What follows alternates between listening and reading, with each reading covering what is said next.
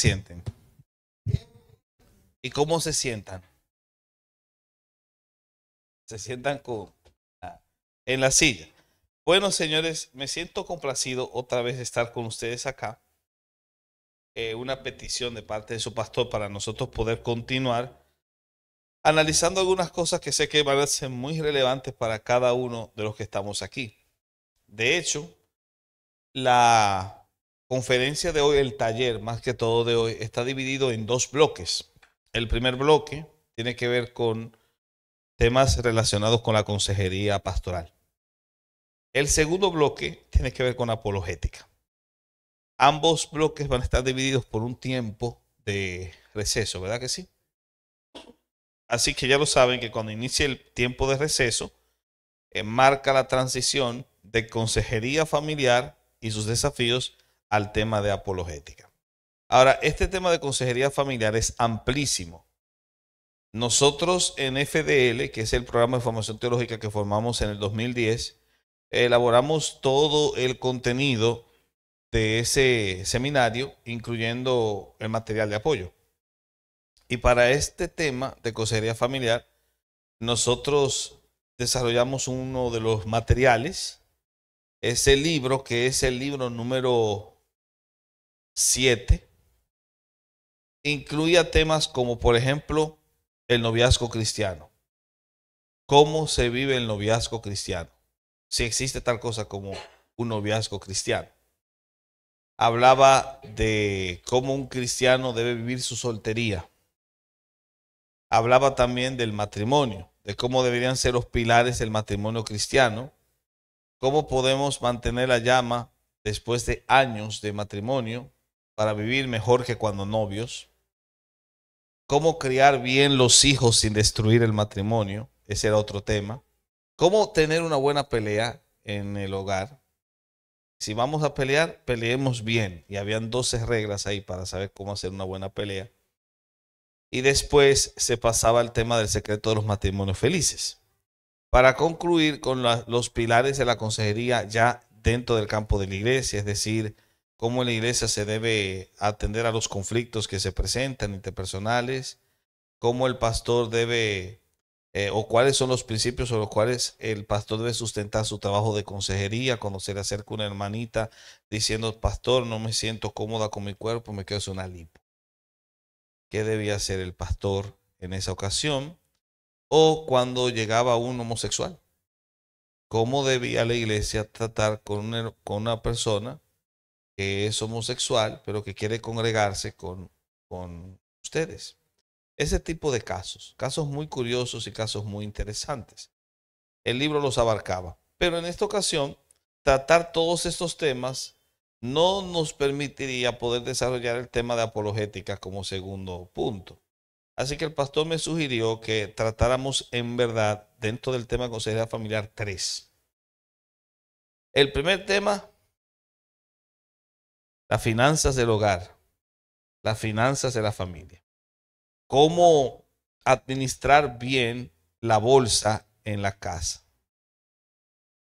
En una época en la que la mayoría de personas que se casan con bienes separados porque piensan que posiblemente si el matrimonio fracasa, por lo menos que la mujer no se lleve en mi casa.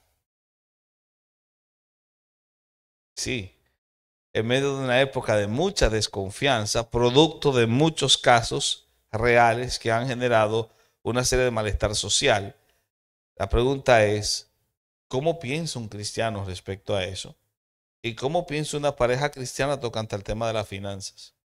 Ese es el primer tema.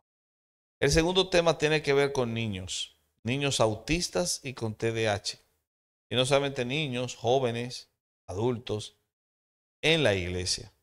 ¿Cómo debe abordarse este caso en la iglesia? De hecho, hay congregaciones, quizás por el rango proporcional estadístico de niños autistas o niños con TDAH, vamos a tener más probabilidad de tener a un TDAH que a un autista en la iglesia. Pero hay congregaciones donde hay niños autistas.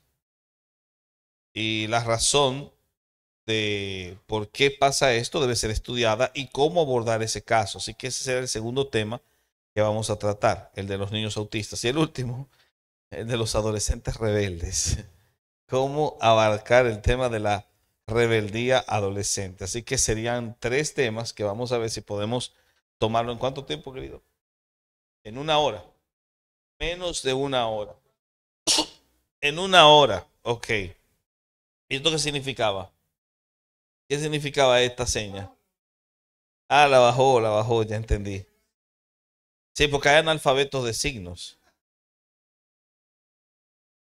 Analfabetos de signos que confunden los signos. Por ejemplo, esto para ellos no es lo que ustedes creen.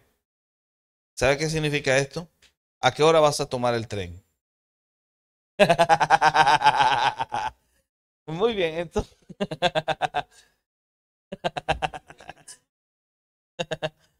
Muy bien, entonces comencemos con el tema del dinero, finanzas en el hogar, finanzas familiares a la luz de la Biblia, administrando con sabiduría y propósito. Quiero decirles algo a modo de introducción. La familia, señores, es un proyecto de Dios. Estamos todos de acuerdo con eso. Y como tal, también incluye el manejo de los recursos económicos. Porque es bien sabido que muchas crisis matrimoniales y familiares no nacen del desamor, nacen del mal manejo del dinero. Como dice un viejo dicho, el amor los unió y el hambre los separó. Si no hay buen material, buen billullo, como dicen, no se puede tener un correcto o desarrollo sano de la familia. Y más en el día de hoy que las mujeres no aguantan tanto. Antes las mujeres aguantaban mucho, ya no. La Biblia obviamente no condena el dinero, pero sí el amor desordenado hacia él. Primera Timoteo 6:10 dice que el amor al dinero, no el dinero en sí, el amor al dinero es raíz de todos los males. Por supuesto que el dinero, al ser objeto de amor, puede convertirse en un ídolo. De ahí que el Señor Jesús diga, nadie puede amar a 2 señores. ¿Y quiénes son los 2 señores? Dios y el dinero. Es sorprendente que el dinero es el único ídolo que compite con Dios por tu corazón. ¿Oyeron lo que acabo de decir? El dinero es el único ídolo que compite con Dios por tu corazón, porque Jesús no identificó a otro Señor aparte del Dios verdadero que a las riquezas. Incluso tiene un nombre muy interesante en arameo, Mamón, el Dios Mamón, el Dios de las riquezas. Esta deidad o este ídolo significa muy claramente que nuestro corazón está muy inclinado a depender de las riquezas. Y por eso es que se cultiva este amor a la riqueza que se convierte en la raíz de todos los males.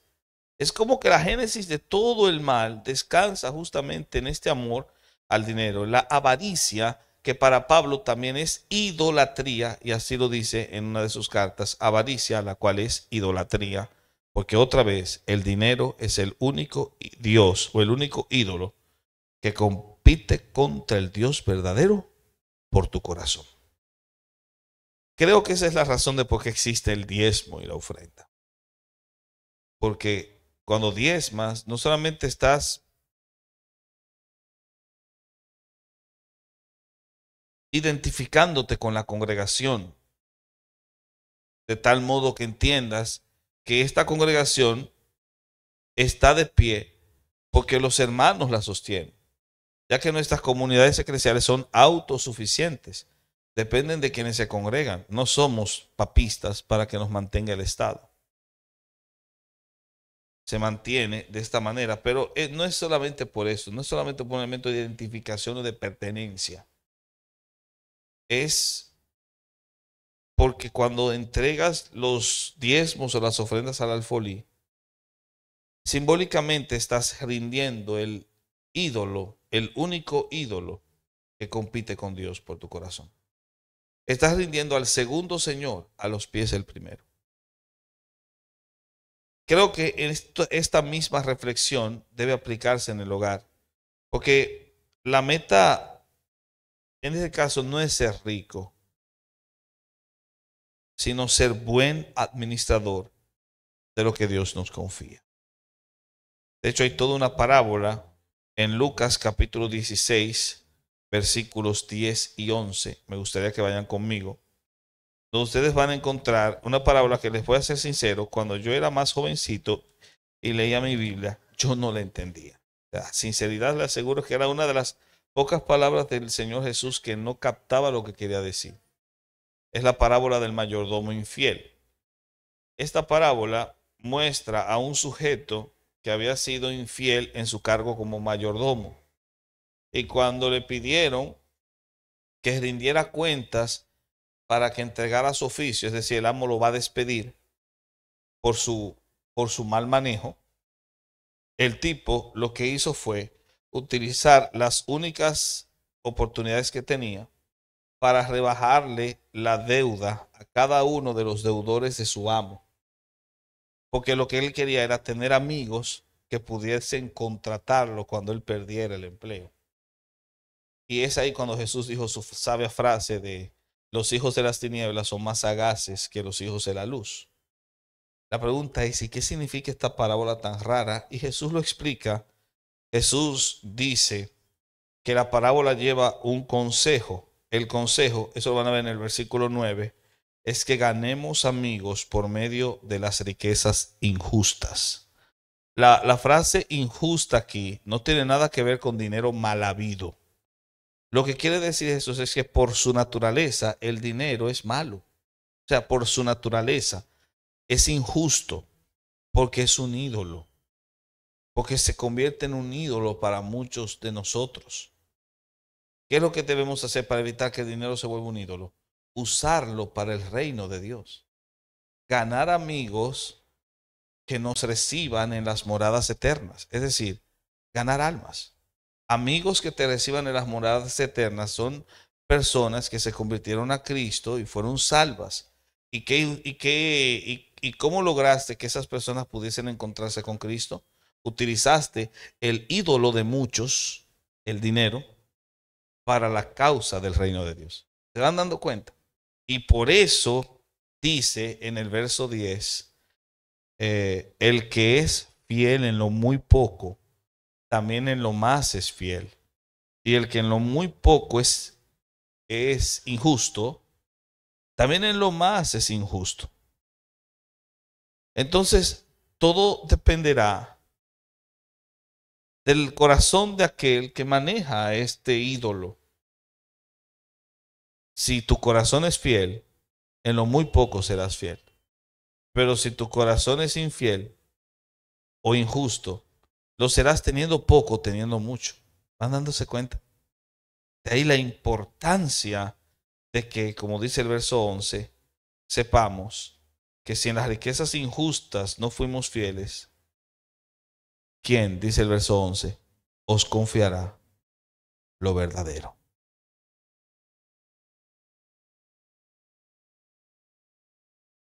Y si en lo ajeno no fuisteis fieles, verso 12, ¿quién os dará lo que es vuestro? Por eso, y aquí es donde concluye su línea de pensamiento, verso 13, ningún siervo puede servir a dos señores, porque o aborrecerá al uno y amará al otro, o estimará al uno y menospreciará al otro. No podéis servir a Dios y a las riquezas. Aquí está el reconocimiento final de esta parábola tan rara. Que sepas que el dinero es un ídolo que tú tienes que rendir a los pies del Señor. ¿Cómo se rinde? Invirtiendo en la obra. Es decir, invirtiendo en ganar amigos para que te reciban en las moradas eternas. Por eso, para el Señor es importante que usted sea un buen administrador. Y esto tiene que ver con la familia, porque la familia es un don que se te da. El que haya esposa haya el bien y alcanza la benevolencia del Señor. Casarse con una mujer o que una mujer pueda casarse con un buen hombre en Cristo Jesús es un bien dado por Dios. Formar familia es un bien dado por Dios, pero también dice que los hijos son herencia del Señor. Entonces tener hijos es un bien dado por Dios, porque hay gente que no puede tener hijos. Por lo tanto, si los tienes, si tienes una familia, se te ha dado un bien. Por lo tanto, el consejo sigue siendo el mismo. Versículo 10. El que es fiel en lo poco, también en lo más es fiel. El que es fiel o el que es injusto en lo poco, también en lo más será injusto. Es un consejo para todos los que tienen hogar. Y como el hogar necesita dinero, es obvio directamente que ustedes tienen que tener muy bien y clara esa comprensión, porque saben algo, tu billetera también predica. Lo que haces con tu dinero revela si eres fiel o eres injusto. Revela lo que realmente eres. Así que, bajo este estudio del primer tema sobre finanzas, quiero tratar con algunos principios. El primer principio es el principio del señorío. Es un principio importante en mayordomía cristiana. El dinero es de Dios. De hecho, el Salmo 24:1 nos lo dice muy claramente. De Jehová es la tierra y su plenitud, el mundo y los que en él habitan. No somos, señores, dueños. Somos administradores de un mundo que a Dios pertenece. Por lo tanto, siempre debes ver el dinero como una herramienta y no como un fin. Preguntamos, ¿mis decisiones financieras glorifican a Dios? Pregúntese eso. Respóndalo en su cabeza. Por ejemplo, una familia que planea un viaje de vacaciones puede honrar a Dios sin caer en deudas, organizando con anticipación.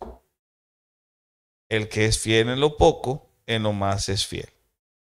¿Cómo es posible que te endeudes para un viaje de vacaciones cuando podrías haberlo anticipado y haber ahorrado mejor? Así se glorifica a Dios. ¿Van entendiendo? Recuérdense que Dios te va a pedir cuenta por cómo manejas el dinero. El dinero no te pertenece, le pertenece al Señor. Lo segundo tiene que ver con el principio del orden. ¿Oyeron? El principio del orden. 1 Corintios 14:40 dice, todo debe hacerse de una manera apropiada y con orden, o hacer todo decentemente y con orden. El desorden financiero genera estrés y división. Y hay mucha gente que se identifica como cristiana que tiene un desorden en el bolsillo. Y no se dan cuenta que un desorden en el bolsillo habla mal de ti, así como cuando entras al vehículo de una persona y ves todo regueroso, todo sucio. El estado de tu vehículo habla muy bien del estado de tu corazón. Entras a la habitación de esa muchacha, muy bonita ella, muy limpiecita, pero la habitación es un desorden. El estado de tu habitación habla mucho de ti. Lo mismo, el estado de tu bolsillo habla mucho de ti. Es importante entonces, para tener un estado ordenado y decente de tu vida financiera, que ustedes hagan tres cosas. Primero, elaborar un presupuesto familiar todos los meses. Un presupuesto familiar todos los meses. ¿Quién hace eso aquí?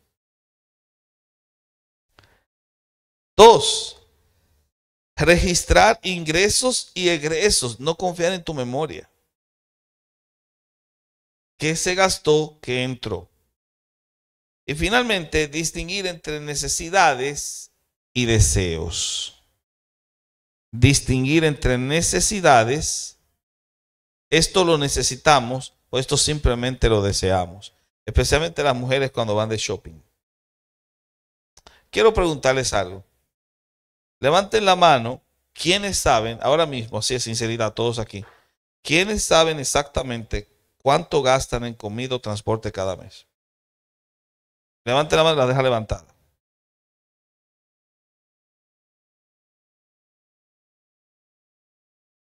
Uno, dos, tres, cuatro.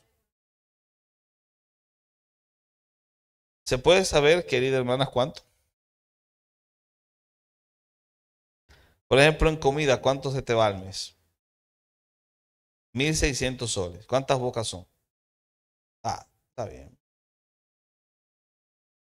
Eso es muy importante. El hecho de que mucha gente cuando se hace esta pregunta no puede levantar la mano es porque la mayoría no sabrá. Y esta pregunta es más para concientizar la importancia que hay de nosotros hacer presupuestos. Muy importante. Ahí tengo yo al Moreno, que es el mejor coordinador que uno pueda tener, que vive siempre haciendo cálculos, calculando. Pero eso es muy importante, es parte de ser un buen mayordomo. Así que vieron, ese es el segundo principio, el principio del orden. Luego tenemos el principio de la unidad. Ese es el número 3. Y tengo aquí Amós 3:3, que es un pasaje que ustedes recuerdan muy bien. El profeta hace una pregunta: ¿andarán dos juntos si no estuviesen de acuerdo? El dinero, señores, puede dividir a la pareja si no hay acuerdos claros. Por eso las recomendaciones que se dan para mantener la unidad es conversar sin tabúes sobre el dinero, establecer metas financieras comunes.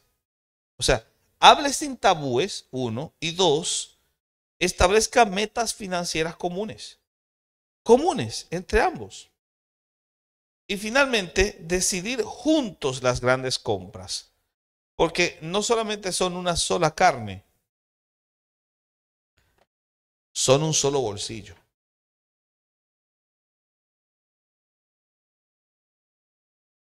De hecho, para el doctor Dunker, estos son uno de los 10 principios importantes para vivir mejor que cuando novios. Compartir los gastos. Oigan lo que acabo de decir. Compartir los gastos y compartir las ganancias. Porque sois un equipo. Hay una escena de los Picapiedra donde Pedro Picapiedra le dice a Bulma: tú eres mi socia. Eres mi socia, hemos levantado esta empresa llamada familia y por lo tanto los socios al final de cada mes tienen que ver los gastos, en qué se ha ido todo el dinero y tratar de hacer correcciones. Sí, Pedro, dice Vilma, pues por lo tanto, ¿por qué rayos veo aquí que en el gasto de esta empresa se nos fueron 300 petrodólares en salón de belleza? 300 petrodólares de más, que era como una millonada, ¿verdad? Entonces, la cuestión es esa. Deben haber una conversación y una comunicación y decidir juntos las grandes compras. Ojo, que esto no quiere decir que no tenga la mujer su propio, el dinero que necesita para sus gastos personales. Eso es muy importante. Igual que el hombre. Que si el hombre tiene este clavito, este dinero, este residuo que tiene, que los dos lleguen de acuerdo. No, yo me quedo con tanto, tú te quedas con tanto, después de haber cubierto los demás gastos del hogar y otras cosas más, y el ahorro, etcétera.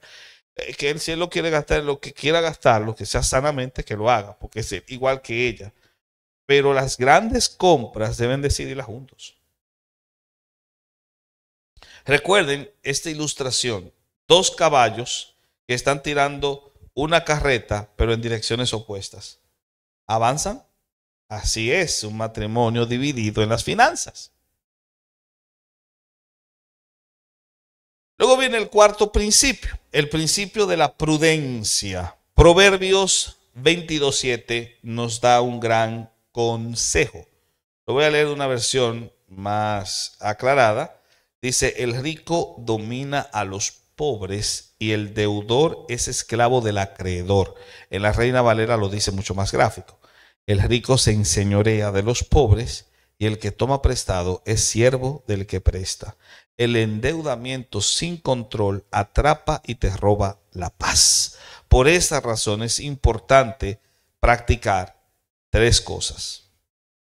Primero, el ahorro constante, aunque sea pequeño. ¿Han leído Proverbios 21:20? Ponlo en la pantalla. Miren qué interesante texto. Proverbios 21:20.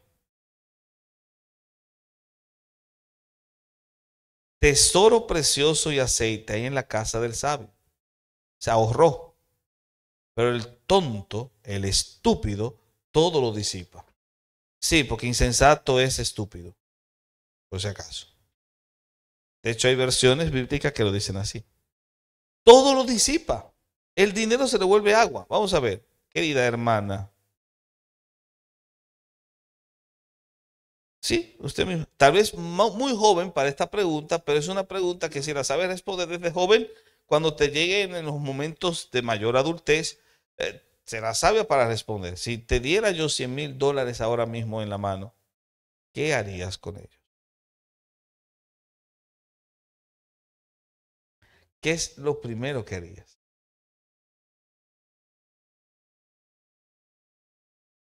¿Ves? Una casa para mi familia. Ok. ¿Solo eso? ¿Eh? ¿Cómo? Y entiendo que la respuesta sea esa porque sigue siendo todavía en la casa de la mamá, es parte de eso, ¿entiende? Y ustedes que ya se independizaron de sus padres, ¿cómo harían? Porque yo conozco gente que han tenido esa cantidad de dinero, incluso peloteros famosos, que sean deportistas famosos, que hoy no tienen nada, porque el dinero que no se invierte no es dinero. Entonces no es solo el ahorro, no es solo el ahorro, porque el ahorro incluso te lo puede comer el banco. El ahorro es importante, pero ese ahorro debe ponerse en movilización. Es decir, invierta en algo, invierte en apartamentos, invierte en lo que sea. Usted no sabe cómo ese dinero usted lo pone a correr para que entonces haya aceite y tesoro precioso en tu casa. Así que lo primero sería el ahorro constante para la inversión. Uno. Dos, evite los gastos impulsivos. Y finalmente, haga planes para emergencias. De hecho, les tengo un tip práctico. Abra una cuenta de ahorro distinta, que sea intocable, que esté destinada solo a emergencias familiares. Una. Dos, abra una cuenta para ahorros. Y tres, abra una cuenta para inversiones. Y luego doble muchas rodillas para que el Señor le permita ganar la lotería. No, perdón, eso es del diablo. No. Pero si usted tuviese un dinero extra por una herencia o lo que sea, mi consejo también es que lo ponga a invertir o que lo divida de esa manera. Ese es un elemento muy importante. El último principio es el de la generosidad. Hay generosidad, sí. Hechos capítulo 20, verso 35 nos rescata una palabra de Jesús que no aparece en los evangelios, pero que Pablo recuerda. Más bienaventurado es dar que recibir. Señores, el dar nos protege de ser avaros y nos ayuda a bendecir a otros. Por lo tanto, en este principio de generosidad en el que usted destina un porcentaje de lo que usted gana, no todo lo que usted gana, un porcentaje para la generosidad, usted debe priorizar lo que va a dar en la congregación para beneficio de sostener la comunidad donde usted se alimenta espiritualmente, uno, a los necesitados, dos, cualquier necesitado que usted conozca o encuentre, y en tercer lugar, enseñar a los niños a hacer lo mismo desde pequeños. Recuerden a la viuda que lo dio todo, todo lo que tenía. Acá el consejo es que tengamos en cuenta las cosas de Dios también dentro de nuestro presupuesto, porque eso es importante. Y si quieren le voy a hacer una yapa, porque ustedes son peruanos y no se puede dejar a un peruano sin yapa. Es otro principio, el principio de la enseñanza. Proverbios 22:6 instruye al niño en su camino. Señores, incluir a los hijos en el tema de las finanzas. ¿Cómo así? Darles mesadas, pero con propósitos educativos. Te das tanto, pues tienes que invertir así. No lo gastes todo. Si te gastas todo esto en un día, mañana no tienes. O sea, darle la mesada de 3 días. para que aprenda a ir economizando y a no gastar superfluamente. Luego, enséñales a ahorrar y a compartir. Muy importante. Y finalmente, modelar con el ejemplo. Sea usted un modelo. Vamos a ver, ¿quiénes tienen hijos acá? Les pregunto a ustedes, ¿tus hijos saben cuánto cuesta la luz que usan cuando dejan las luces encendidas? Ahí comienza el trabajo. Eso es mayordomía en las finanzas de la familia. Por lo tanto, quiero concluir este primer punto diciendo que Dios nos llama a ser buenos administradores, no por obligación, sino para vivir con paz, con unidad y generosidad, porque cuando falta dinero siempre hay un lío en la casa y un pleito, y el diablo y su madre. Que Dios nos libre. Y segundo, el dinero no debe ser un amo que nos domine, sino un esclavo, un siervo que nos ayude a cumplir el propósito de Dios en nuestra familia. Porque cuando administras bien tus finanzas, tu hogar no solo se sostiene, también se convierte en una fuente de bendición. Hasta aquí el primer punto. ¿Qué les ha parecido? Todavía faltan los otros dos, ¿verdad? Antes de pasar, pero no sé si quieren hacer las preguntas ahora o dejarlas para ahora. Dos preguntas sobre el tema. Si alguien la tiene, es momento de hacerlo. Sobre el tema de finanzas. ¿O todo está claro? A ver. Dale. Es que mi mamá me decía cuánto costaban las cosas, pero luego le dijo de que no estaba bien, que me daba como, digamos, una preocupación para que yo no quiera gastar o hacer cosas por miedo a que salga más gasto. Entonces, ¿está bien o está mal que los padres le digan a sus hijos lo que cuestan las cosas? Sí, yo lo veo bien. De hecho, le da un sentido de responsabilidad. Es lo que yo entiendo. Le da un sentido de responsabilidad. Lo que pasa es que no se debe darlo como con una carga moral.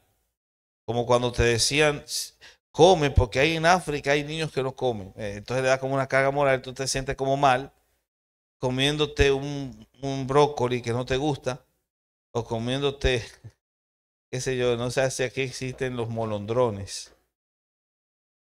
Los molondrones son como babosos, unos vegetales que son como babosos.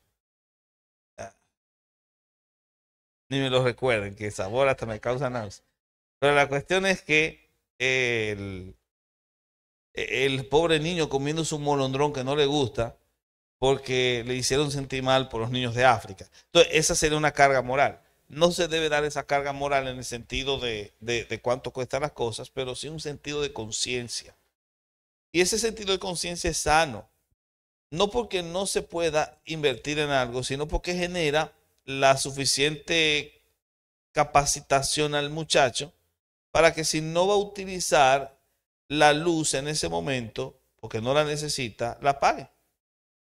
Es un sentido de responsabilidad. Hoy en día los psicólogos son como muy, en mi país le dicen muy ñoños. Ñoños es una expresión así como muy, de más exceso de cuidado, ¿verdad? Como muy excesivos en el cuidado del tema. No, señores. El muchacho tiene que adquirir sentido de responsabilidad y eso se le hace ayudándole a entender los gastos de la casa. Y no solo eso, yo voy más lejos, que después de que el muchacho llega a cierta edad, puede invertir en la casa. Crea conciencia de responsabilidad, conciencia de identificación con el hogar en el que vive, que es algo natural. El muchacho, incluso adolescente que ve en su casa, naturalmente piensa que si se le dan $100,000, le va a comprar una casa al papá o a la mamá. Es natural. por un elemento de concienciación interna. Lo único que hacemos al decirle, mira, haz esto, es simplemente trabajar con esa conciencia que ya el muchacho tiene, inherente. La conciencia de que el hogar tiene gastos y yo también tengo que ser responsable de ellos. Punto y se acabó. No te va a hacer daño.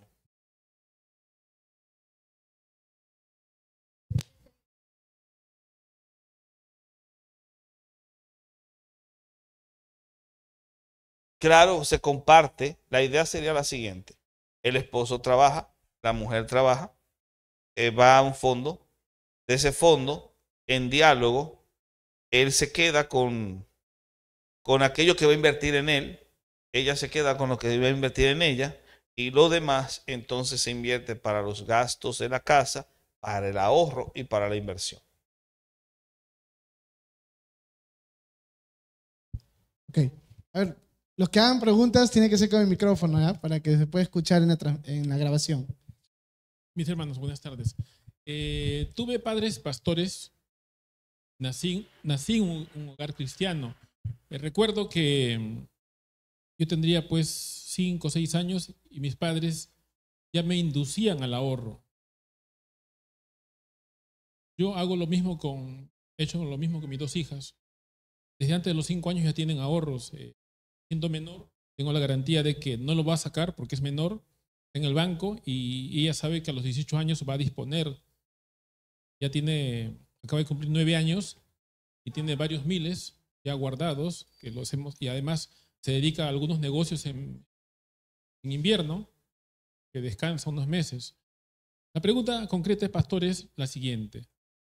¿Cómo debo proceder yo? ¿Cómo debo obviamente, la respuesta genérica sería guiarla en los caminos del Señor, pero quisiera yo de manera puntual, ¿cómo debo yo obrar para que mi hija o mis hijas procedan y en el futuro no se vuelvan adoradoras? Porque soy testigo de que, me refiero a hermanos cristianos, que se han acostumbrado al dinero, han dejado los estudios y por perseguir el dinero dejan de estudiar, dejan de la universidad, dejan de estar con sus padres, porque sin querer los padres obviamente los han inducido y hoy en día son materialistas, lejos de Dios y solo piensan en dinero. Esa es mi pregunta. Sencillo, de 2 maneras. Primero, advirtiéndoles del problema que genera el amor al dinero, de que el dinero es un ídolo y de que hay que evitar rendir el corazón a ese ídolo porque ninguno puede servir a 2 señores. Y segundo, haciendo que ellas rindan ese ídolo a los pies del primer señor. Y esto se hace con el principio de la yapa, de generosidad que les mencioné. Es decir, cultivando en ellas que también cuando tienen dinero o tienen algo, destinen una parte para ayudar a alguien, para bendecir a la congregación, donde son alimentados espiritualmente, para que puedan invertirlo en ayudar a una persona. Y cuando lo hagan, decirle justamente esto es lo que Jesús llamó a hacer tesoros en el cielo. Entonces, eso es lo que permite que no caigan en la avaricia. Estimular ese principio de generosidad. ¿Tienes dinero en el banco? Mira que bien, cuando tú cumplas 18 años, es importante que cuando tú dispongas de tu propio dinero o ahora con tu mesada, ¿qué tal? Un ejercicio práctico. Tienes este niño de 9 años, tu hijo tiene 9 años, le das una mesada de qué sé yo, vamos a ver, de 50 soles, una mesada que le das para que la gaste en 3 días en el colegio, pero que un día él utilice parte de esa mesada para invitar a un compañero que no tiene almuerzo a comer. Ahí comienza el principio de generosidad y te das cuenta que el dinero te da un poder para ayudar a gente en necesidad. Y eso hace que tu corazón no se vuelva esclavo del dinero. Ok, vamos a pasar al segundo tema, ¿verdad? Bueno, ya fíjate. Dale.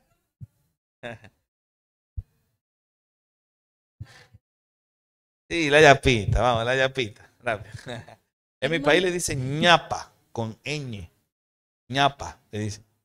hermano, en cuanto a la ofrenda, tiene que ser el 10% hasta ahora, en el tiempo actual, o porque usualmente he escuchado que dicen el 10% es un buen comienzo, ahora da de acuerdo a tu corazón, pero para nosotros Ok, sí. Que en dicen no es del Perú, Nuevo Testamento ya. Ajá. Ok, es una muy buena Néstor, pregunta. a esa pregunta la quiero unir a otra que acá la tengo, no voy a Ok. reservarme el nombre. ¿Qué yapa? Mira, dice, no, está relacionado. Sí, dale. Dice, ¿por qué, aún sabiendo que debo ofrendar, me cuesta hacerlo? Pero cuando se trata de mí, no tengo reservas.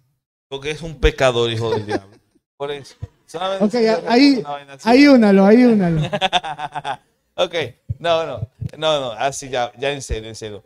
No, yo creo que esa pregunta, todavía no, sin responder todavía lo de la hermana, pero esa pregunta en particular, creo que ya conlleva en sí la respuesta. O sea, tú la escuchas y ya tú sabes cuál es la respuesta. Porque cuando es para Dios, no, y cuando es para mí, sí. Porque hay una predominancia del yo por encima de Dios. Simple.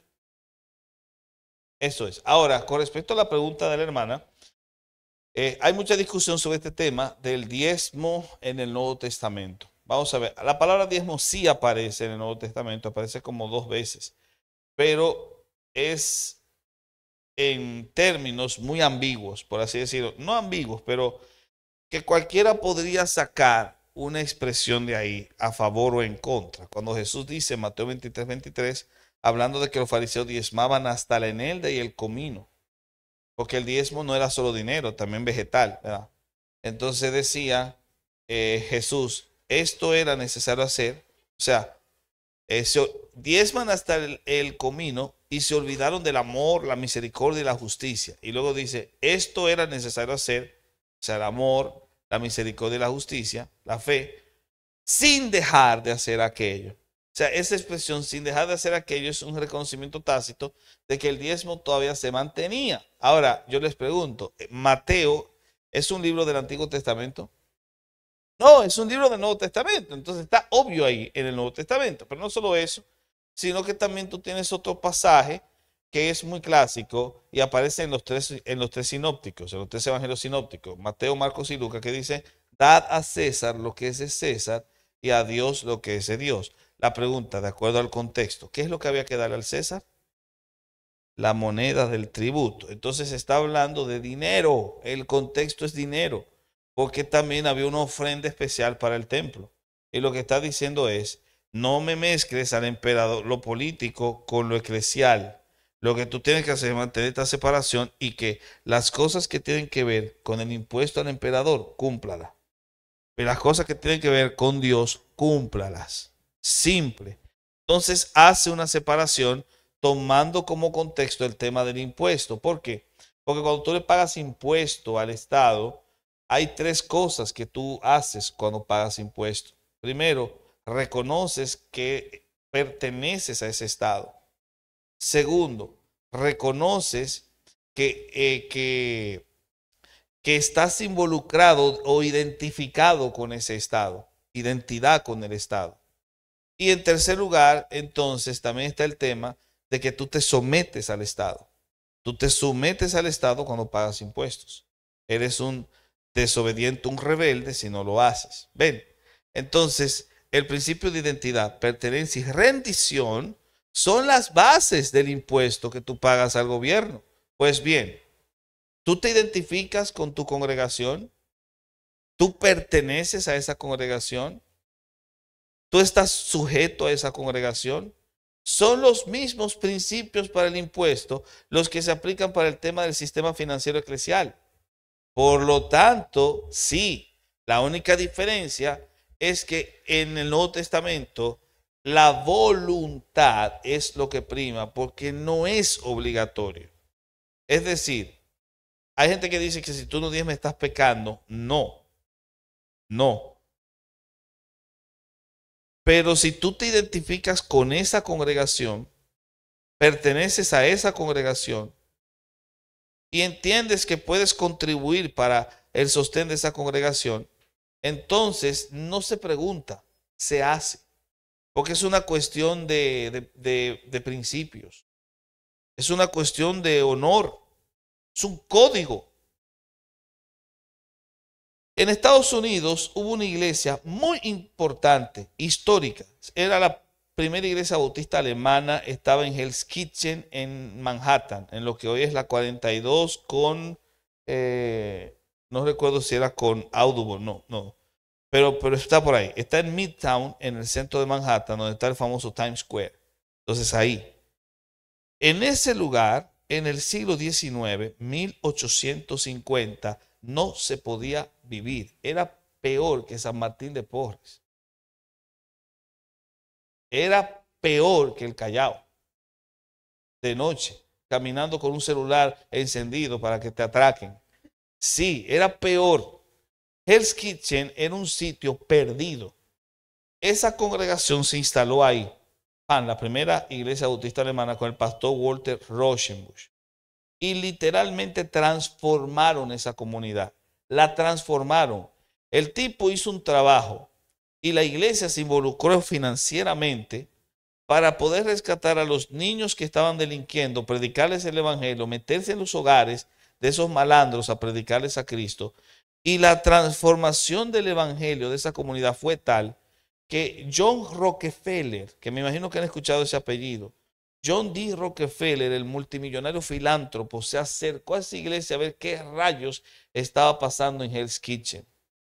La iglesia fue un ícono y el pastor Rauschenbusch se volvió un modelo que incluso lo imitó años después Martin Luther King, que quedó influenciado por los escritos de Walter Rauschenbusch.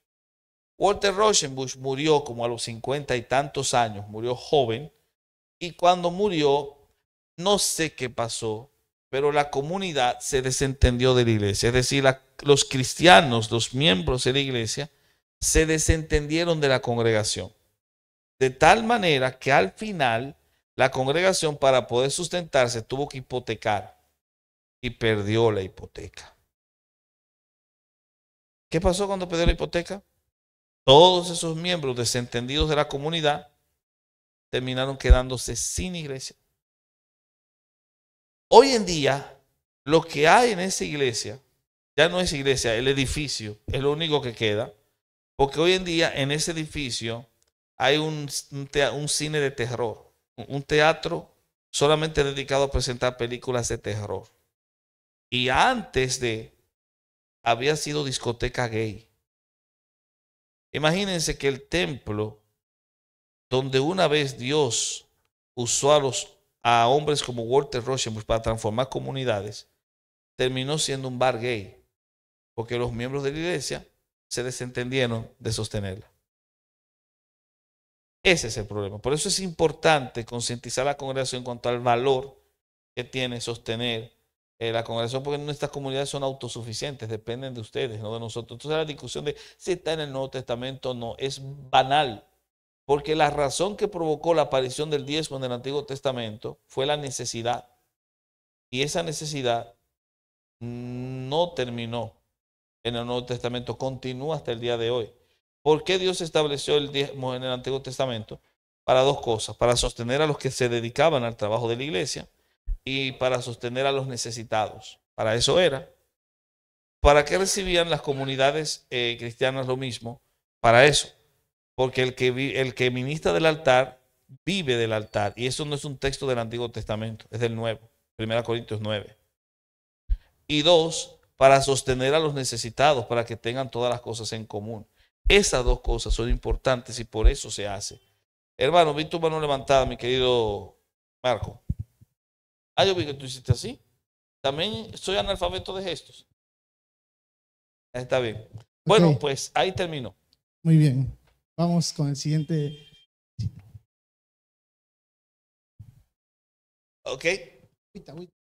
Sí. Entonces vamos a al siguiente punto dentro de la conferencia de consejería familiar.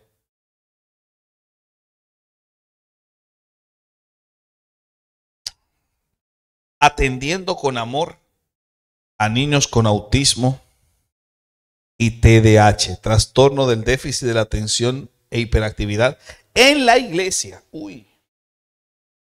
Miren, les voy a decir algo. La iglesia es el cuerpo de Cristo y está llamada a recibir a todas las personas, incluyendo a quienes se enfrentan desafíos en su desarrollo. ¿Entienden eso, verdad? ¿Quiénes son esos que enfrentan desafíos en su desarrollo? Los niños con autismo y los niños que tienen TDAH, que es déficit de atención. Esos niños con autismo y TDAH no son un problema. Son una oportunidad para mostrar el amor de Dios. En nuestra congregación en Estados Unidos tenemos un caso de un niño autista. Y ese niño autista, ¿saben lo que hace? Los autistas generan patrones. Es un niño de unos 5 años. La madre es la que trabaja con los niños de la iglesia. Y como ella es la mamá, ella sabe ya cómo tratar con el hijo, se entrenó para eso. Es el único caso que tenemos y ella ha logrado que él se involucre y que se inserte con los demás niños sin que lo afecte, porque es la mamá. Creo que esa fue la decisión sabia que nosotros como iglesia tomamos, el poder tomar a la mamá para que se encargara de los niños, primero porque tenía llamado para eso, fue una diosidencia, y segundo que tuviese experiencia porque su hijo es autista. Entonces lo que hace el niño cuando llega a la iglesia, escuchen esto, es que viene corriendo, cruza el pasillo, se sube en el altar, le da una vuelta al púlpito y se regresa para bajar al sótano donde están los niños recibiendo sus clases. Y habían unos hermanos que se molestaron, especialmente esos que decían, el púlpito es sagrado y no se puede tocar. Y le dijimos, señores, ese niño hace eso porque es su manera de expresar que se siente bien en la iglesia. Impedirle eso es generar un choque en él. Al mismo tiempo de que ese muchacho, si no lo hace, no se va a sentir cómodo abajo.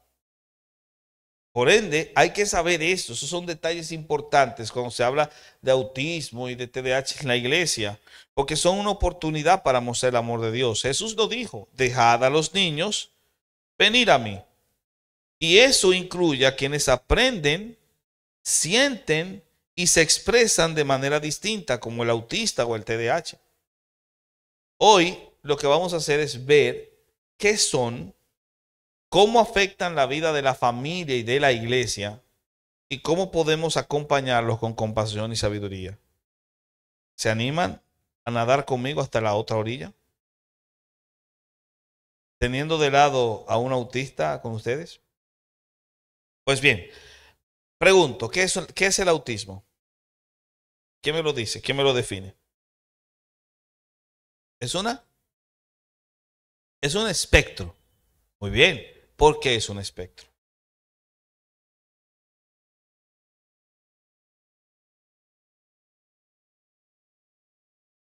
Muy buena definición. Muy bien. El trastorno del espectro autista, así se llama, TEA, si quieren, TEA. Es una condición en el neurodesarrollo acá que afecta, como dice la hermana, la comunicación, la interacción con otros y la flexibilidad del comportamiento. O sea, se llama espectro, ¿saben? Porque no todos los niños son iguales. No todos los autistas son iguales. Algunos tienen síntomas leves y otros tienen síntomas más graves, pero todos requieren de apoyo. Unos de más apoyo y otros de menos apoyo, pero requieren de apoyo. ¿Qué provoca el autismo? ¿Por qué existe? ¿Cuáles son las causas? ¿Quién me las puede decir?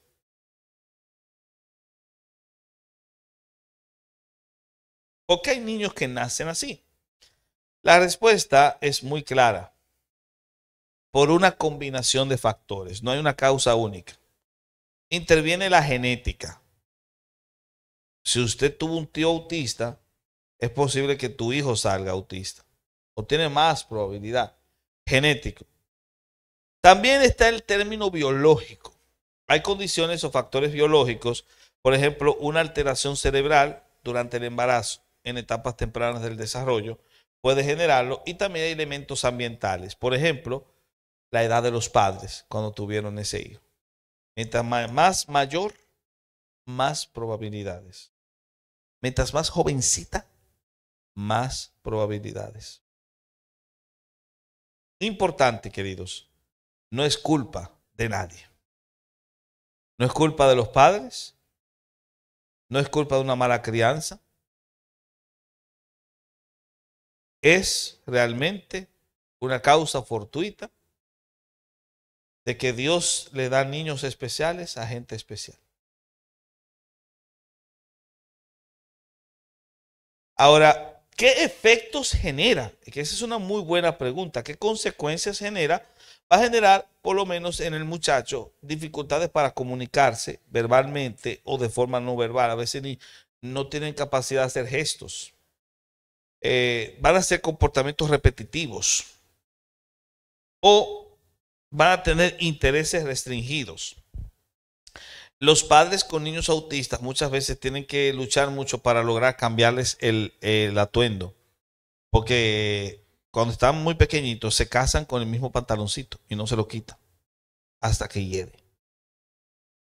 O sea, tienen esa cuestión.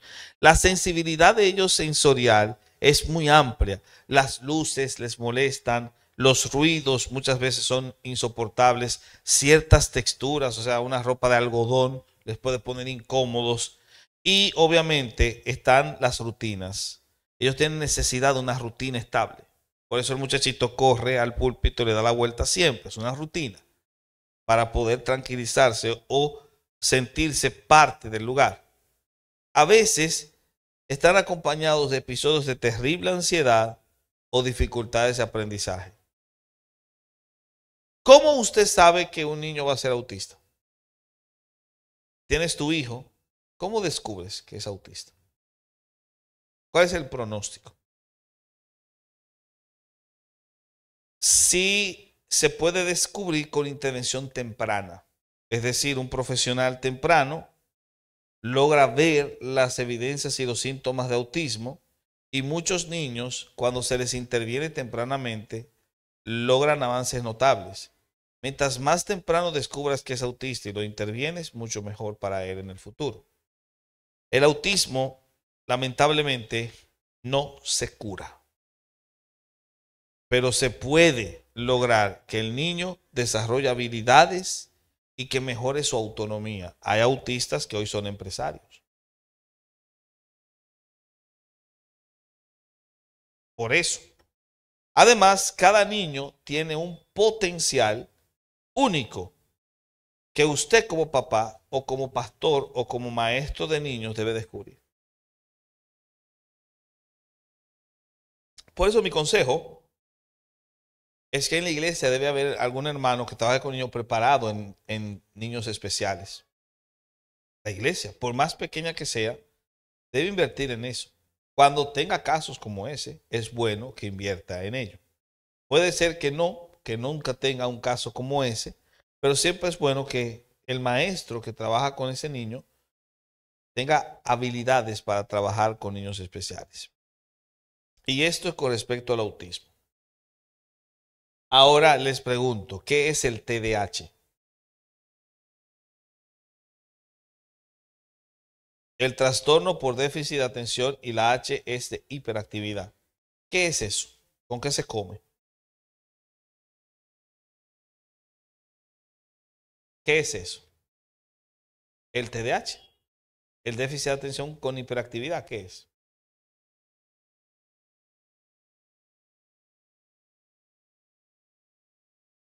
Es un trastorno neurobiológico que afecta la capacidad de atender, de prestar atención, por eso es déficit de atención. Pero también hiperactividad porque tiene déficit para controlar los impulsos. Y finalmente, no sabe regular la actividad motora. Se mueve como si fuese un infierno en carretera. ¿Por qué ocurre eso? Obviamente, al igual que pasa con el autismo, las causas son varias. Por ejemplo, genéticas. Puede haber mayor probabilidad de TDAH cuando uno de los papás lo tiene. Así que si su esposo tiene TDAH o su esposa, es seguro que su hijo tenga probabilidades de tenerlo.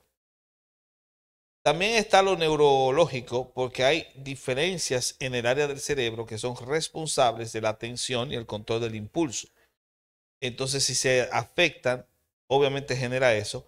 Y también hay elementos ambientales. Aquí sí es culpa de los papás, porque si hay exposición de la madre embarazada al alcohol, al tabaco, al estrés intenso, el niño le sale así.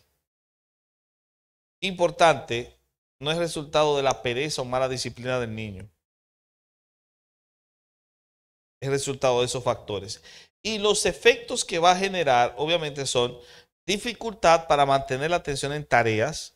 Esto es importante. O sea, está haciendo una tarea y prácticamente se desconcentra fácilmente.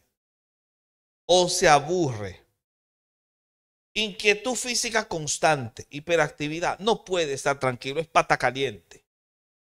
Y no puede estar tranquilo. Impulsividad, porque responde antes de tiempo, interrumpe y, como no, tiene baja tolerancia a la frustración. No soporta frustrarse y eso puede hacer que genere un bajo rendimiento en la escuela y conflictos sociales. Nosotros tuvimos un caso de TDAH en la iglesia también, pero es de un hermano ya cuarentón. Digo, no, era treintón y cumplió 40 recientemente. Así que hay que ser más justo con mi querido hermano. Pero este hermano, oigan bien, escuchen porque esto fue un caso muy curioso. El hermano comenzó a manifestar estos síntomas ya cuando tenía 25 años de edad. Comenzó a tener estos problemas. Esto le afectó el trabajo. La cuestión fue que, como la familia vio que él podía perder ratos largos mirando al vacío, que perdió el deseo de echar hacia adelante. Se quería casar con la novia, terminó con la novia sin ninguna razón.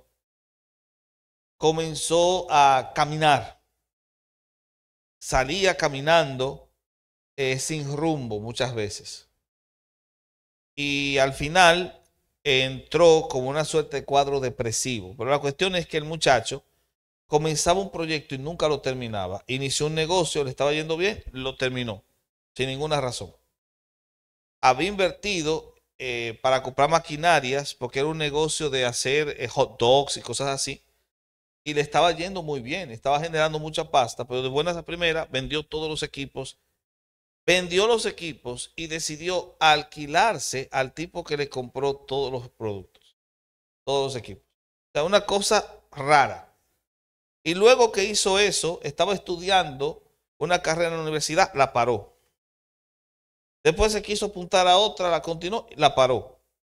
Y no tenía como un piso sólido para desarrollar su vida. No sabía qué le estaba pasando. La familia preocupada lo lleva a un psicólogo y el psicólogo dio un mal diagnóstico. Pensó que era esquizofrenia y comenzaron a medicarlo con esquizofrenia. Pero poco a poco, a medida que se iba descubriendo mejor que era el TDAH, lo que se llegó a descubrir era que realmente tenía trastorno del déficit de atención por hiperactividad. Porque el tipo era inteligentísimo, pero no podía nunca concluir una tarea. Si iniciaba a escribir, quería escribir un libro, nunca lo terminaba. Los negocios que hacía los interrumpía, interrumpió sus estudios. Al final le llegó a los 40 años y entró en crisis, porque ni tenía una casa, no tenía pareja, no tenía hijos, no tenía nada, porque su trastorno de déficit de atención le impidió a él desarrollarse mejor. Y esa frustración entonces estalló un día en la iglesia cuando por poco se va a las trompadas con un pastor. El TDAH es un problema que puede crear a personas resentidas, porque no pueden desarrollar su potencial, porque sienten que tienen una barrera. En consejería pastoral hubo que trabajar mucho con él, pero también había que remitirlo a un profesional que trabajase ese síntoma. Y usted puede saber que una persona tiene TDAH, porque el TDAH tiende a desarrollarse más con el tiempo, pero también puede mejorar con el tiempo. Lo que se necesita es que ayudemos a la persona a tener estrategias adecuadas para poder trabajar su vida. Y cuando trabaja su vida, ayudas a que mejore con su madurez. Mientras más maduro, menos le afecta el trastorno que tiene. Y para ello necesita mucho apoyo de la familia, de la escuela, si es un niño, y de la iglesia. Porque en la iglesia, por elemento estadístico, es posible que ustedes tengan más niños con TDAH que tener un solo niño autista. Porque el TDAH estadísticamente es más amplio que el autismo.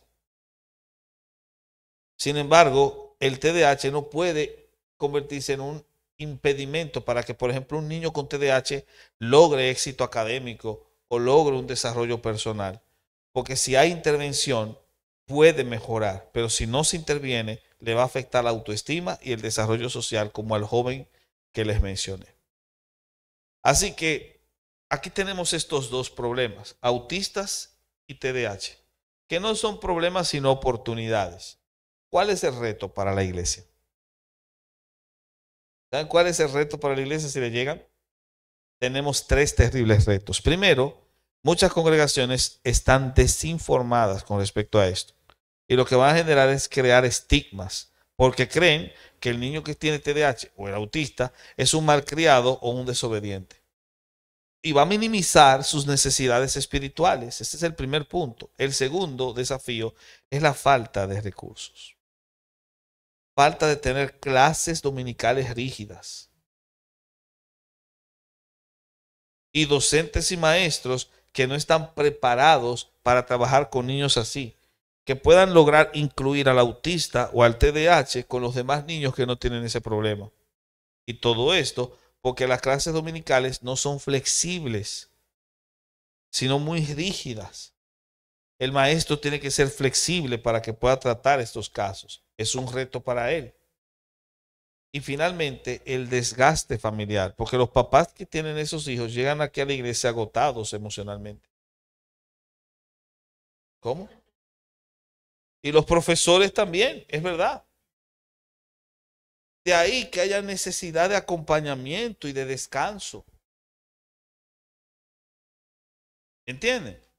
Por lo tanto, ¿cómo lo abordamos en la iglesia? Porque yo les hablé del qué, pero sería un mal maestro, un mal predicador si no les digo el cómo. ¿Cómo se interviene en la iglesia? ¿Cuáles son las estrategias de abordaje en la iglesia? Y yo creo que podemos trabajar con 5 estrategias prácticas. 5. La primera es la formación y sensibilización. Ahí está. Es la primera cosa. Debemos capacitar a los maestros y líderes sobre el TEA, autismo y el TDAH. Y debemos predicar sobre la dignidad de cada persona, como nos muestra el Salmo 139 en el verso 14. ¿Qué dice ese salmo? Salmo 139, verso 14, nos habla de la dignidad de toda persona. Porque toda persona ha sido creada por Dios a su imagen y semejanza. Y por eso te alabaré, porque formidables, maravillosas son tus obras. Estoy maravillado y mi alma lo sabe muy bien. Esto nos ayudará a entender que debemos evitar las etiquetas y burlas que se dan en el entorno de los niños y adolescentes. ¿Saben por qué? Porque no hay una cosa más cruel que un niño. Los niños pueden ser verdaderamente unos pelmazos. No hay cosa más cruel que un niño. Y dígaselo a los que sufren bullying en la escuela, en primaria, no por los adolescentes. De forma que es importante que en la escuela dominical se cultive eso, enseñando la dignidad que cada uno tiene. Ese es lo primero. Lo segundo tiene que ver con el ambiente, que el ambiente sea inclusivo. Por ejemplo, al autista le molestan mucho los ruidos y las luces. Reducir los ruidos y los estímulos fuertes en clases. Permitir objetos de apoyo, juguetes, auriculares, para los niños autistas mucho los auriculares, y ofrecerle espacios seguros donde puedan calmarse. Eso es lo segundo, el ambiente. Lo tercero es la enseñanza. La enseñanza que esté adaptada. Usar historias visuales y ejemplos prácticos. Mantener rutinas claras en la clase, muy importante. Dividir, hermanos, las actividades en pasos pequeños y lograr reforzar positivamente los logros. Esto tiene que ver con la enseñanza adaptada. Adapte la enseñanza, no seas rígido. Esta es la lección que debo dar. Adáptela para que eso ayude. Ese es lo tercero. Lo cuarto es el apoyo a las familias. Crear grupos de oración, grupos de apoyo para los padres que tienen este tipo de hijos. Ofrecer descanso a los maestros en algunos programas. Lo que implica que se necesita tener un buen personal o un gran personal de maestros para que unos descansen y otros trabajen. Y cómo no, escuchar sus luchas sin juzgar. Las luchas de los padres, de los mismos maestros que van a trabajar con estos muchachos. Y lo último, esto ya es deber del equipo pastoral, es el acompañamiento espiritual. Y yo creo que esto es importante porque hay que reforzar que Dios ama y valora a cada niño y decírselo a los maestros, enseñando que la fe no depende de lo perfecto que seas intelectualmente, sino del corazón. Mateo 18, 3 al 5 nos enseña lo siguiente. De cierto os digo que si no os volvéis y os hacéis como niños, no entraréis en el reino de los cielos. Así que cualquiera que se humille como este niño, ese es el mayor en el reino de los cielos. Y cualquiera que recibe en mi nombre a un niño como este, a mí me recibe. Esto que nos enseña que la fe no depende de cuán inteligente seas. Un niño no ha desarrollado todavía su potencial intelectual. Y sin embargo, ser como ellos es la puerta del reino de los cielos. ¿Ven? Es el corazón. Por lo tanto, debemos incluirlos en presentaciones, en los coros, en las actividades según sus capacidades, incluyendo sobre todo al TDA, para que se sienta útil y se trabaje su autoestima. ¿Cómo se logra esto? Sencillo. Una iglesia que preparó una clase inclusiva con pictogramas y logró que un niño autista participara en la alabanza. Un ministerio juvenil que estableció tiempos más cortos de enseñanza y pausas, facilitando la inclusión de jóvenes con TDAH. Y testimonios de padres que hallaron en la iglesia un lugar donde sus hijos eran amados y no eran juzgados. Así que mi conclusión ante este segundo punto es obvia. La atención a niños con autismo y TDAH en la iglesia no es opcional. Es parte de la misión de la iglesia. Estos niños nos enseñan a ver la gracia de Dios en la diversidad. Y la iglesia que abre sus brazos a ellos cumple el mandato de Cristo. De cierto os digo que en cuanto lo hicisteis a uno de estos mis hermanos más pequeños, a mí lo hicisteis. El amor verdadero, señores, no espera normalidad, sino que celebra la vida como Dios la creó. Así terminamos el segundo tema. Muchas gracias, Pastor Néstor. Bueno, llegó el momento de las preguntas y luego vamos a tomar un receso de 5 minutos para que pueda descansar también el pastor. Así que es el momento de hacer sus preguntas o... Hermanos, tratemos de hacer preguntas. Por ahora, por el tiempo, porque ya son las 7:20, quizás contar tu experiencia va a ser un poco difícil porque va a tomar mucho tiempo. Mejor haz una pregunta así directa para que se te pueda responder. Por acá Juancito me ha pedido el a ver.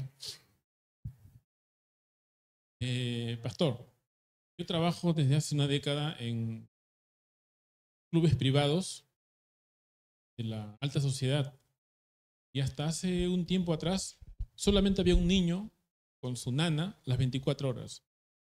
Este año que ha pasado, enero de este año, hay cerca de 40 niños. Entre ellos están los autistas, Down, etc. Si bien es cierto que siempre ha habido, me imagino, ese tipo de niños, ¿no? Ese espectro, es cierto que cada vez hay más, mucho más, que hay más estrés, más problemas en el mundo, ¿o a qué se debe específicamente? Esa era mi pregunta. Bueno, técnicamente es verdad que se ha visto un incremento en los casos de TDAH, por ejemplo. Y en los casos de autismo, el desarrollo estadístico no es tan amplio como pasa con el TDAH, que parece que fue como una explosión. De aquí subió acá. ¿Qué pasó? Y como que ahora todo es TDAH, es verdad.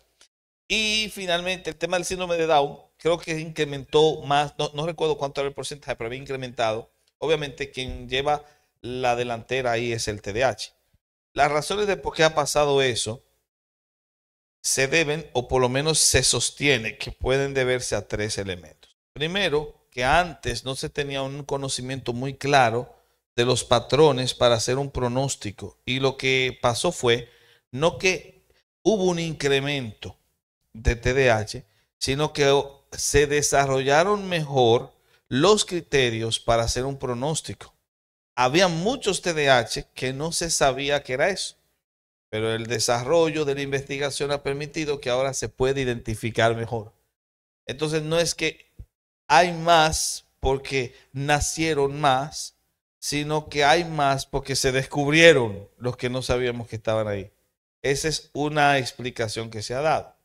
La otra explicación que se ha dado es que posiblemente los factores que generan ese tipo de fenómenos se han incrementado. Es decir, si es verdad que uno de los factores de riesgo para el desarrollo del autismo, del síndrome de Down, que es el mismo casi, el factor es muy parecido, la diferencia es por una alteración del cromosoma, que en el caso del síndrome de Down es el cromosoma 21. Pero se dice que también puede haber una explicación cromosómica para el autismo. O sea, depende de lo que sea, parece que a nivel cromosómico pueden ser explicados y los factores de riesgo son la edad de los padres. Hay que decirlo, vivimos en una época en la que más más personas cuarentonas tienen hijos. O sea, una mayor presencia de mujeres de 40 años que tienen su primer hijo. Antes eso era raro verlo, pero se incrementó por el tema del empoderamiento femenino y que la mujer no primero se quiere realizar y luego casarse. Entonces como que eso es posible, al haberse incrementado un poco más, puede explicar las razones de por qué hay más, sería otra.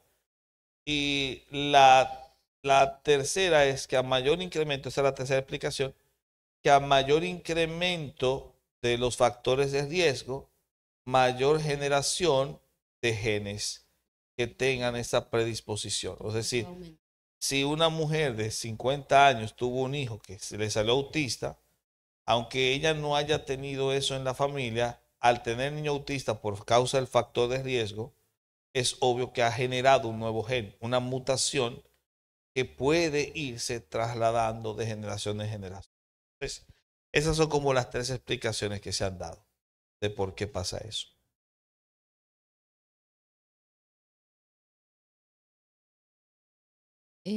¿Cómo poder? Yo trabajo en colegio, soy profesora, y sí veo más casos en estos últimos 4 años, más que hace 13 años. Y a veces estamos ya empezando una rutina con los niños que más o menos los profesores, ¿no? Por la capacitación que tenemos, más o menos vemos qué niño más o menos tiene pareciera que fuese autista o TDAH, pero a veces los papás no quieren aceptar. Eso es Entonces, verdad. ¿cómo es que nosotros podemos decirles, ¿no? No. Incluso también en la iglesia hay un temor de repente de acercarnos al padre y decirle, ¿no? Por favor, que lo pueda llevar, digamos, al psicólogo. Acá a veces es un poco delicado para poder decirle. Y otro también que ya a veces como que le podríamos decir, pero no hacen nada. El diagnóstico para el autismo no puede darse a la vista. Tiene que ser desarrollado y dado por un profesional que maneje los criterios para ello. Y no todo profesional psicológico está preparado para eso. Que sea psicólogo no garantiza que haga un buen diagnóstico. Para ello siempre hay quienes se preparan en esa rama, gente especializada para ello. Lo que uno hace es concientizar al padre para que lo lleve a ese especialista para que dé el diagnóstico. Ahora bien, el deber del maestro acá, ante un padre reticente, es lograr concientizar de la importancia que tiene la intervención temprana. Mire, es bueno que se lleve a un especialista porque este niño muestra ciertas condiciones, pero eso no quiere decir que el niño esté loco. El problema es que culturalmente creen que ir al psicólogo es ir al loquero. No, el psicólogo no es un loquero. Es el psiquiatra el loquero, el psicólogo no. Entonces, simplemente te están diciendo que lleves para que tú puedas tener una mejor apreciación de cómo se puede intervenir a tu hijo en este momento, que es lo mejor. Es un nivel de concientización. Quizás no sea del todo efectivo, porque esto va a depender de la reacción del papá, pero uno tiene que concientizar el valor que tiene. Y si es miembro de la iglesia, mucho mejor, porque se puede trabajar a nivel de formación. Es decir, la iglesia tiene un púlpito y en el púlpito da conferencias, no solo prédicas. Podría invitar y hacer un día una conferencia sobre el tema del autismo, invitar a un especialista en el ámbito de una conferencia. Y hay muchos especialistas que son cristianos en el ámbito del autismo. De hecho, es sorprendente que estaba revisando las estadísticas de la gran cantidad de hermanos cristianos, sobre todo mujeres, hermanas cristianas, que se han especializado en trabajar con autistas. O sea, hay un gran porcentaje de cristianos trabajando en especialidades y en intervención especializada con niños autistas. Muchos cristianos. ¿Por qué pasa eso?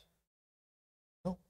Posiblemente por causa de que la iglesia siempre ha estado vinculada con el trabajo infantil. Y posiblemente debido a ello ya se genera como una conciencia interna de intervención o de preocuparse por eso. Y por eso hay muchos cristianos metidos ahí, formándose, especializándose, trabajando con casos especiales. Incluso se han formado un grupo de instituciones cristianas dedicadas al tema de atención especial, porque es que es un tema que nos abarca a todos. Entonces lo que hay que hacer es concientizar al papá y en el caso de la iglesia, incentivar espacios para concientizar a los padres el valor que tiene el llevar a tu hijo a un especialista para que pueda hacer un buen diagnóstico. Es lo que yo diría ahí. Tengo una pregunta. Sí. Supongamos que tengo un hijo que tiene TDAH o es autista. Yo como padre, ¿cómo debo proceder ante la iglesia? ¿En qué sentido? ¿Tendría que informar a la escuela dominical, mira, mi hijo tiene este cuadro, es autista o tiene TDAH? O de repente por temor a que sea aislado de los demás niños, yo me quedo callado. Y si bien es cierto, no todas las iglesias están preparadas para tratar con este tipo de niños, ¿no? Eso es cierto.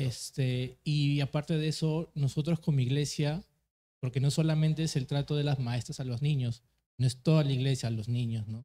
¿Cómo deberíamos actuar en esos casos? No, ahí en ese caso, primero el deber es comunicarlo para que el maestro sepa, tiene que saberlo, tiene que decírselo. Pero también es importante que usted le comente cómo aborda al niño, cómo es su experiencia en la casa, porque ya conoce más al niño, para que esa información ayude a que el profesor pueda incluirlo y sepa cómo incluirlo. Entonces ya es deber del profesor informar a los demás del valor que tiene este niño otra vez. A todos estos muchachos hay que enseñarles el valor que tiene cada vida y la dignidad. Si esto se hace, es difícil que se presenten cuadros de rechazo. Y si se llegasen a presentar, el maestro debe intervenir allí. En el caso del papá, su deber primario es comunicarlo y su deber secundario es dar seguimiento a cómo ven y tratan a su hijo o cómo está avanzando su hijo en integrarse en ese espacio. Eso sería lo que se haría. Pero no se le puede privar de estar con los muchachos. Es importante porque así es como ellos mismos van mejorando. Los autistas van mejorando cuando entran en integración con otros niños. Eso los ayuda mucho. Igual que pasa con el TDA. Esa sería mi respuesta. ¿Diga?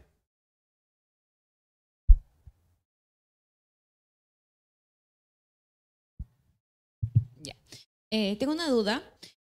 Justamente se ha tocado temas sobre básicamente enfermedades, ¿no? Porque autismo y TDAH son enfermedades que ya un niño básicamente nace así, tengo entendido, ¿no? Sí, sí. Pero también hay otras enfermedades que me da curiosidad saber, como son algunas enfermedades mentales, como podría ser, por ejemplo, la ansiedad y la depresión, que también ocurren en niños y en adolescentes, ¿no? Entonces, estas enfermedades también muchas veces creo que por desconocimiento, creo que la misma iglesia también en su momento ha podido pensar de que son posesiones demoníacas, ¿no? Y creo que a veces se toma como que este tema como que muy tabú, ¿no? Como que dicen, no debes llevar a tu hijo al psicólogo porque eso se trata solamente con espiritualidad, ¿no? Yendo a la iglesia. ¿Usted cuál es su opinión acerca de estos casos? ¿Es necesario sí o sí, si mi hijo tiene ansiedad, depresión, llevarlo al psicólogo, un tratamiento farmacológico? ¿Cuál es su opinión acerca de ello? Primero que no son enfermedades, son trastornos, ese es el nombre que se le da. Pero lo segundo es que obviamente los trastornos de ánimo, que son obviamente los trastornos que incluyen la depresión, y el trastorno de ansiedad o trastornos ansiógenos, se presentan porque hay una causa detrás que lo genera. Hay que identificar la causa. Y la causa puede ser biológica. Es decir, hay depresiones que son resultado de una alteración en las amígdalas. Sí, una alteración acá genera un caso en la tiroides, sobre todo. El tema de la tiroides genera depresión. Eso no se va con oración. Hay que darle medicamentos para la tiroides. Pero eso lo hace un endocrinólogo, no el pastor. A menos que el pastor sea endocrinólogo. Porque puede ser un pastor endocrinólogo. Pero tiene que ser un endocrinólogo. Se remite. Lo mismo pasa con la ansiedad. La ansiedad generalmente es resultado de algún tipo de factor, ya sea o biológico o ya sea psicológico. Si es biológico, hay que remitirlo para que se trate con buenos medicamentos, con ansiolíticos. Porque lo que pasa con la ansiedad y con la depresión es que a nivel neuronal funcionan así. El cerebro el cerebro contiene neuronas. O el cerebro es una configuración de redes neuronales a nivel microscópico. Son las células del cerebro, las neuronas. Las neuronas se conectan. A las conexiones de neuronas se le llama circuito. Entonces, un circuito de neuronas puede tener la predominancia de un neurotransmisor. Los neurotransmisores son sustancias que el núcleo de la neurona emite y que por las conexiones se van distribuyendo por todo el circuito. Hay un neurotransmisor, una de esas sustancias se llama dopamina. Hay otra que se llama serotonina, la norepinefrina. En algunos circuitos aparece la adrenalina, aunque la adrenalina tiene otra explicación, pero la cuestión es que la dopamina es responsable de los episodios depresivos. Cuando hay un incremento de la dopamina en los circuitos, se dice que los circuitos son dopaminérgicos. Y en los circuitos dopaminérgicos, cuando hay exceso de dopamina, lo que va a ocurrir es eso, que la persona se deprima. Para poder combatir eso, se toman unos medicamentos que se llaman ansiolíticos. perdón, antidepresivos. Estos antidepresivos lo que hacen es entrar en los circuitos y reducir el nivel de la dopamina. Esto se hace con medicamentos. Entonces la persona recibe un alivio, porque la explicación se da en ese nivel. Ahora, la dopamina puede aumentar por un factor, un estresor ambiental. Hay que intervenir el estresor ambiental, porque esta persona se deprimió, que la dejó el novio. Bueno, cuando pasa eso, la intervención pastoral es buenísima. ¿Ves? Ahí entra la consejería pastoral. ¿Por qué? Porque nosotros como cristianos tenemos una doctrina muy importante que es la de la unión con Cristo. Y esta es una doctrina vital en el trabajo del campo de la consejería pastoral. Porque cuando una muchacha no se siente conforme consigo misma y se quiere hacer una lipo, no porque la lipo sea mala, puede ser peligrosa, pero no es que sea mala. Sin embargo, ¿por qué lo quiere hacer? ¿Por salud? ¿Por estética? ¿Porque se siente vacía? ¿Inconforme con cómo es? Bueno, pues a dieta, hace ejercicio. Y eso se trabaja a nivel de consejería. ¿Te das cuenta? Entonces ya aquí el asunto es otro. Tú no necesitas aquí un medicamento, porque lo que lo está causando es un factor ambiental y ahí es donde interviene el trabajo del consejero. Pero cuando ya hay casos donde tú te estás encontrando con un síndrome, por ejemplo, como la esquizofrenia, que es un síndrome porque es un conjunto de cosas, tú no puedes tirarla con oración y ayuno. De hecho, pasó en una iglesia que el muchacho tenía esquizofrenia, inicio de esquizofrenia, y le dijeron, no, eso se va con oración y ayuno. Lo pusieron a ayunar una semana en la iglesia, durmiendo en el suelo, ¿y sabe qué pasó? Explotó la esquizofrenia. Lo que debe llevarlo era al médico, al psiquiatra, al psicólogo. Había que llevarlo ahí para que, para que lo trabajen. ¿Por qué? Porque el problema era ese.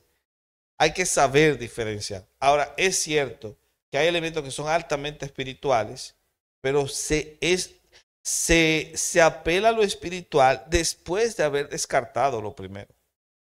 Ahí es que se apela a lo espiritual. Muy bien.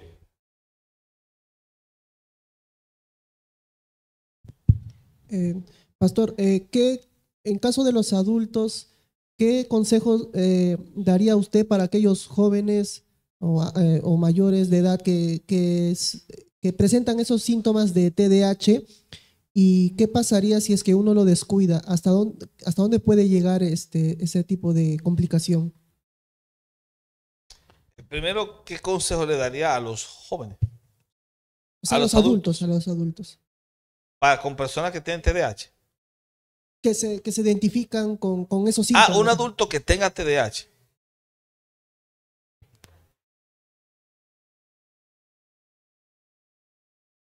Ya. O sea, ¿qué consejo le daría yo al adulto que tiene los síntomas, verdad? Eso es. Así fue, ¿verdad, hermano? Ok. No, que inmediatamente vaya a hacerse un diagnóstico. De hecho, el joven ese que yo le mencioné ya tenía 40 años. ¿Qué le dije yo? Mira, porque él comenzó a sospechar. Porque él decía, es que el diagnóstico de esquizofrenia que le hicieron lo llevaron a un proceso de terapia, pero no sirvió.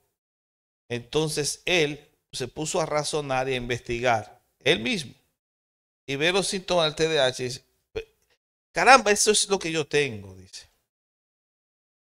Pero no basta con que tú lo hayas leído en internet o le hayas preguntado a ChatGPT.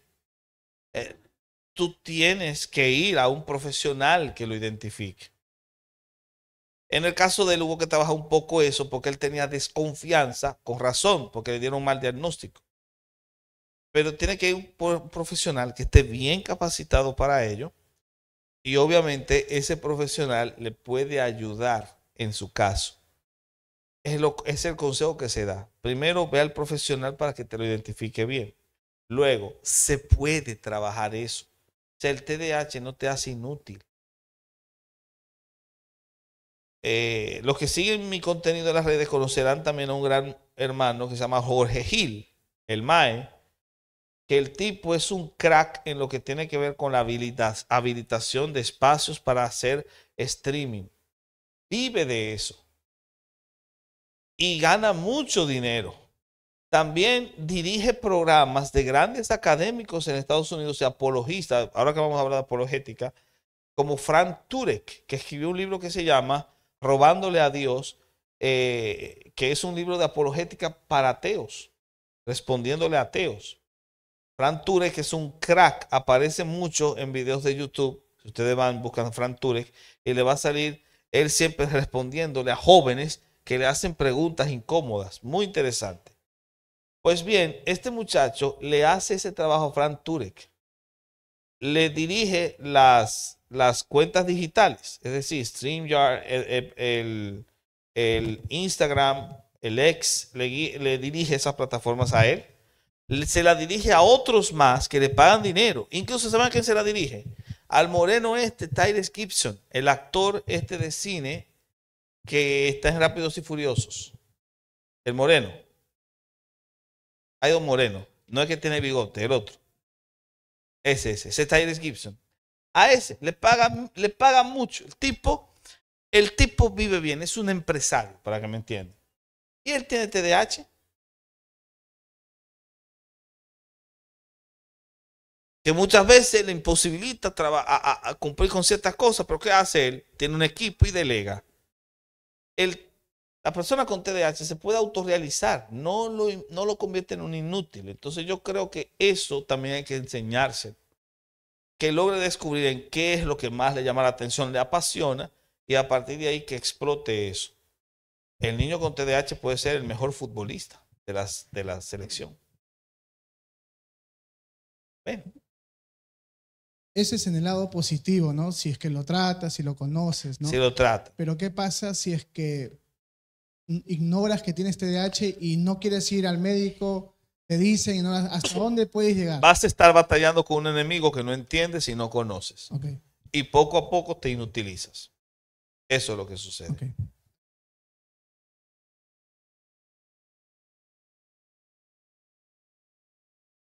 No, generalmente los especialistas, los psicólogos, un psicólogo es quien te va a indicar. Y si él no es, él te dice dónde. Porque él te va a remitir ante el profesional que esté capacitado para eso. Uh-huh.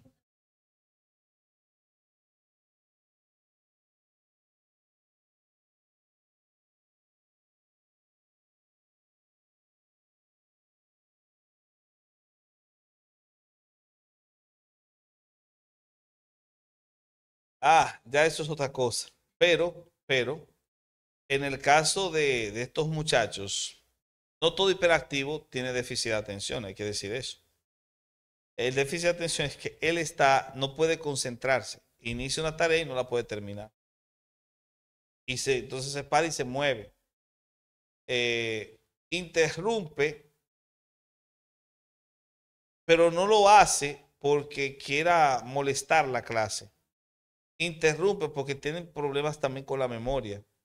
El muchacho con TDAH piensa rápido y se olvida rápido. Entonces, ¿qué pasa? Que te interrumpe la clase para preguntar al fulanito dónde me dejaste el lapicero, porque se le puede olvidar. Entonces, por eso lo hace ahí. Y como que no mide el espacio donde se encuentre, lo que genera. Entonces, eso es lo que pasa. Entonces, como son volátiles de pensamiento, lo que hay que saber es encauzarlos para que eso lo utilicen para provecho. Yo tengo una pregunta. Bueno, yo he escuchado, no sé si esto es cierto porque no he leído el tema, pero que cuando los niños van creciendo, niños en general, el cerebro va desarrollando. Sí. ¿no? Tienen partes del cerebro frontal, me parece que está relacionado con las emociones, su forma de actuar o de reaccionar, no sé si eso es verdad, pero... sí, lo es. De hecho, es la explicación de la famosa rebeldía adolescente. Okay, porque entonces, el cerebro del adolescente también está desarrollándose. Entonces, el frontal se desarrolla primero que el parietal, el parietal, el temporal y el occipital. Entonces, acá se desarrolla más. Y aquí es donde están las funciones de habilidad de toma de decisiones, por ejemplo, acá, y de aceptación de la aceptación de estructuras. Y como la jerarquía es una estructura, entonces esta parte como que hace que él sienta que no tiene que obedecer a todas las estructuras. Y justamente Por ahí. ahí completo un poco mi pregunta, porque asumiendo que esto es así, ¿ya? El niño regular, o sea, el niño normal, también está acostumbrado o se maneja bien por rutinas. ¿Ya? Generalmente veo eso en niños. Entonces, ¿hasta qué punto eso es normal? Porque usted ha explicado que los niños con TEA son muy estructurados y tienen una rutina muy fija, muy clara, y eso les genera un choque. Ahora, en los niños pequeños eso también ocurre. Sí, sí. ¿Cómo debo yo tratar o diferenciar o manejar esas emociones o esos choques en un niño que aún no está diagnosticado y que todavía tiene una temprana edad? Yo debería tratarlo con la posible idea que pudiera tener esto por lo que veo, o debería guiarlo bajo la obediencia, bajo la sumisión. O sea, ¿cuál es el equilibrio ahí? Mire, en ese caso, aunque uno tenga las sospechas, no puede trabajar bajo la sospecha porque termina estigmatizando. Y puede ser que no tenga eso, puede ser que sea otra cosa. Entonces, aunque tenga la sospecha, no puede tratarlo hasta que no se tenga un diagnóstico como tal. Que lo trates como en los demás niños, pero entendiendo que en el caso de él hay un elemento diferente y esa diferencia debes incluir en tu trabajo. Pero esto es algo que se hace no solamente con niños especiales, se hace con cualquiera. Se llama atención a la diversidad. El maestro tiene que estar atento a la diversidad de estudiantes. No, los estudiantes no aprenden al mismo ritmo. Uno aprende más rápido, otro más lento. Es lo mismo que sucede si tuvieses un genio, un niño superdotado. El niño superdotado se aburre porque los demás no están a su nivel. ¿Qué debes hacer? Bueno, mientras a unos les pones ejercicios difíciles, a él les pones ejercicios complicados. Eso se llama atención a la diversidad. Lo mantienes entretenido. Lo mismo pasa con el TDAH. Tú tienes que descubrir que este muchacho presta más atención a esto que a esto. Tú les pones ejercicios a todos. Generalmente el TDAH se interrumpe mucho porque no se concentra. Entonces tienes que investigar qué ejercicio yo les puedo poner para que cuando termine uno, inicie otro. Y así lo mantengo entretenido y aprendiendo. Entonces, hay varias maneras de hacerlo. Y justamente una de ellas es lograr conocer los parámetros y estar atento a la diversidad de todos. Pero si no hay un diagnóstico, aunque tú puedas hacer ese trabajo por atención a la diversidad, no hacerlo pensando que lo es, porque todavía no se tiene un diagnóstico y hay que evitar la estigmatización. Yo tengo una pregunta. Claro. Ok, una persona, niño, adolescente o adulto, que sepa que tiene TDAH, es más propensa a pecar, y si peca, digamos que es responsable, o una cosa no tiene que ver con otra. No. Porque algunos pueden excusarse y decir mi TDAH, mi esto. No, porque que el TDAH no te hace un imbécil. O sea, que excuse la expresión. O sea, la imbecilidad se define como la incapacidad de distinguir la realidad. ¿Entienden? Eso es la imbecilidad. La incapacidad de distinguir lo real. El muchacho con TDAH puede ser un buen cristiano y saber que hay límites morales. Lo que hay que hacer es enseñarlo, porque tú estás hablando con una persona enajenada mental, que está desconectada de la realidad, que lo único que hace es mirar hacia el techo y repetir bella, bella, bella, bella, bella, bella, desconectado de la realidad. No está con un loco. Es una persona que tiene los sentidos normales, la conciencia moral. La única diferencia es que tiene dificultad para un mecanismo cognitivo, una estructura cognitiva que se llama atención. Ese es el problema que tiene. Es una dificultad de la atención que le afecta a veces la memoria inmediata, pero él es una persona normal. sea, tienes que predicarle a Cristo, él tiene que arrepentirse. Les vuelvo a repetir, un TDAH puede formar hogar, familia, ser un buen padre, criar hijos, tener problemas y bancársela con los adolescentes, con el hijo adolescente, con el rebelde adolescente, el papá con TDAH.